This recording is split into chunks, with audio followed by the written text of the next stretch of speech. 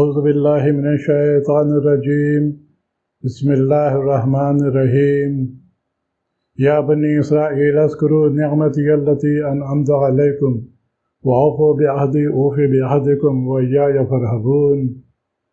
اے بنی اسرائیل، میری ان نعمتوں کو یاد کرو جو میں نے تم پر انعام کی، اور میرے عہد یعنی وعدے کو پورا کرو۔ میں تمہارے عہد یعنی وعدے کو پورا کروں گا اور مجھ سے ہی ڈرو۔ اسرائیل نام تھا حضرت یعقوب علیہ السلام کا۔ یہ اللہ تعالیٰ کے نیک فرما بردار بندے تھے، اس لیے کہا جا رہا ہے کہ اپنے دادا اور اپنے باپ کی فرما برداری کرو۔ حدیث شریف میں ہے کہ یہودیوں کے ایک جماعت سے حضور صلی اللہ علیہ وسلم نے پوچھا، کیا تم نہیں جانتے اسرائیل نام تھا حضرت یعقوب علیہ السلام کا؟ وہ سب قسم کھا کر کہتے ہیں واللہ یہ سچ ہے۔ حضور صلی اللہ علیہ وسلم نے فرمایا، خدایا تو گواہ رہے۔ اسرائیل کے معنی عبداللہ ہے، اور ان نعمتوں کو یاد دلایا جا رہا ہے جو پتھر میں سے پانی نکالنا، من و سلوہ اتارنا، فرعون سے آزاد کرنا، حکومت اور بادشاہی دینا، یہ نعمتیں تھیں جو انہیں عطا کی گئی۔ میرے وعدوں کو پورا کرو، یعنی جب محمد صلی اللہ علیہ وسلم آئے اور ان پر کتاب اترے اس پر ایمان لانا۔ دوسرا یہ مطلب ہے کہ توریت میں وعدہ کیا گیا تھا، حضرت اسماعیل علیہ السلام کی اولاد میں سے ایک پیغمبر آئیں گے، ان کی تابع داری تم سب پر فرض ہوگی، اور مجھ سے ڈرو۔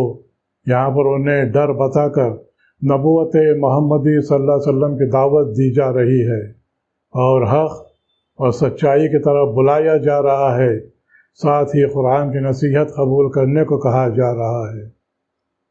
وَآمِنُوا بِمَا أَنزَلْتُ مُصَدِّقًا لِمَا مَعَكُمْ وَلَا تَكُونُوا أَوَّلَ كَافِرٍ بِهِ وَلَا تَشْتَرُوا بِآيَاتِي ثَمَنًا قَلِيلًا وَإِيَّايَ فَاتَّقُونِ۔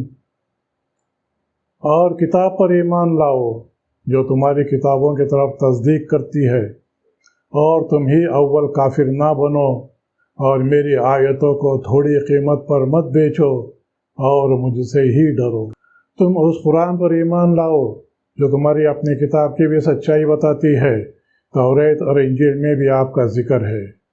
یا تو آپ صلی اللہ علیہ وسلم کے تشریف لانا توریت کی سچائی کی نشانی تھی، اس لیے کہا ہے جو کتاب تمہارے پاس ہے اس کی سچائی کی یہ کتاب دلیل ہے۔ قرآن کو ماننا رسول کو ماننا ہے، اور رسول کو سچا جاننا قرآن کو سچا جاننا ہے۔ بنی اسرائیل کا انکار اہل کتاب میں سے پہلی جماعت کا انکار ہے، یا اس لیے انہیں اول کافر کہا گیا کیونکہ ان کے پاس پہلے کتاب تھی جو دوسروں کے پاس نہیں تھی۔ میری نعمتوں کو تھوڑی قیمت پر مت بیچو، دنیا کے فائدے کے لیے جو فنا ہونے والی ہے، میرے رسول کے سچائی کو مت چھوڑو۔ اگر تمہیں ساری کی ساری دولت مل بھی جائے تب بھی آخرت کے مقابلے میں وہ بہت تھوڑی اور بہت تھوڑی ہے۔ سنن ابو داود میں ہے، رسول اللہ صلی اللہ علیہ وسلم نے فرمایا، جو شخص اس علم کو جس سے خدا کی رضامندی حاصل ہوتی ہے اس لیے سیکھے کہ اس سے دنیا کمائے، وہ قیامت کے روز جنت کی خوشبو تک نہ پائے گا۔ صحیح بخاری شریف میں ہے، علم سیکھنے کی اجرت بغیر مقرر کیے لینا جائز ہے تاکہ وہ خوشحال رہ سکے اور اپنی ضرورتوں کو پورا کر سکے۔ وَلَا تَلْبِسُوا الْحَقَّ بِالْبَاطِلِ وَتَكْتُمُوا الْحَقَّ وَأَنْتُمْ تَعْلَمُونَ وَأَقِیمُوا الصَّلَاةَ وَآتُوا الزَّکَاةَ وَارْکَعُوا مَعَ الرَّاکِعِینَ۔ سچائی کو جھوٹے کے ساتھ گھول مول نہ کیا کرو، اور نہ حق کو چھپاؤ، تمہیں تو خود اس کا علم ہے، اور نمازوں کو قائم رکھا کرو، اور زکوٰۃ دیتے رہا کرو، اور رکوع کرنے والوں کے ساتھ رکوع کیا کرو۔ حق کو ظاہر کرنے اور اسے کھول کھول کر بیان کرنے کی ہدایت دی جا رہی ہے، اور جھوٹ کے ساتھ نہ ملانے کی تاکید ہے، کیونکہ یہودی اور نصرانی کے یہاں یہی بدعت قائم ہو گئی تھی، اور رسول اللہ صلی اللہ علیہ وسلم کی خبر تمہاری کتابوں میں موجود ہے، اسے لوگوں کے سامنے لاؤ، جبکہ تم جانتے ہو ایسا کرنے سے کیا وبال تمہارے اوپر آنے والا ہے۔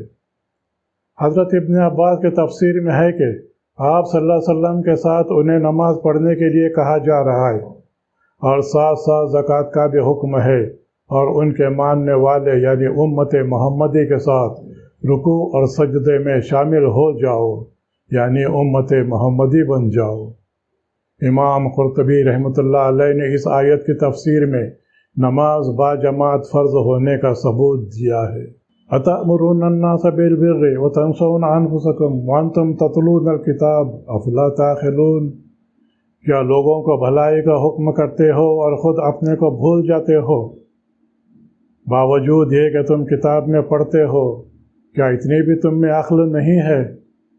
حضرت ابو درداء رضی اللہ تعالیٰ فرماتے ہیں، انسان پورا سمجھدار نہیں ہو سکتا جب تک وہ لوگوں کو خود کے خلاف کرتے ہوئے دیکھ کر ان کا دشمن نہ بن جائے اور اپنے نفس کا اس سے بھی زیادہ دشمن بن جائے۔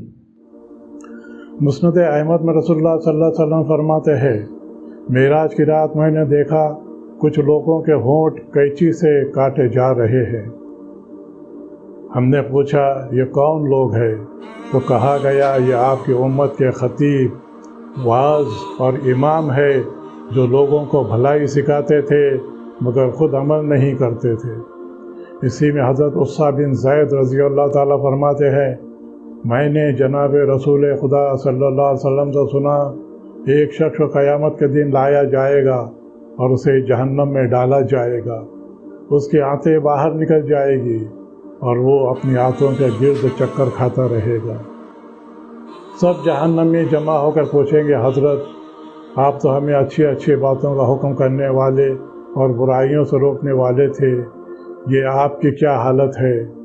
وہ کہے گا، افسوس، میں تمہیں روکتا تھا لیکن خود عمل نہیں کیا کرتا تھا۔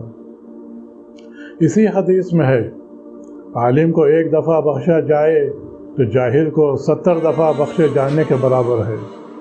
ابن عساکر میں ہے، حضور صلی اللہ علیہ وسلم نے فرمایا، جنتی لوگ جہنمیوں کو دیکھ کر کہیں گے، ہم تمہاری نصیحتیں سن سن کر جنتی ہو گئے، کہ تم جہنم میں کیوں پڑے ہو؟ وہ کہیں گے، افسوس، ہم تمہیں کہتے تھے لیکن خود عمل نہیں کرتے تھے۔ اللہ تعالی ہمیں کہنے سننے سے زیادہ عمل کے توفیق عطا فرمائے۔ وآخر الدعوانا ان الحمد للہ رب العالمین۔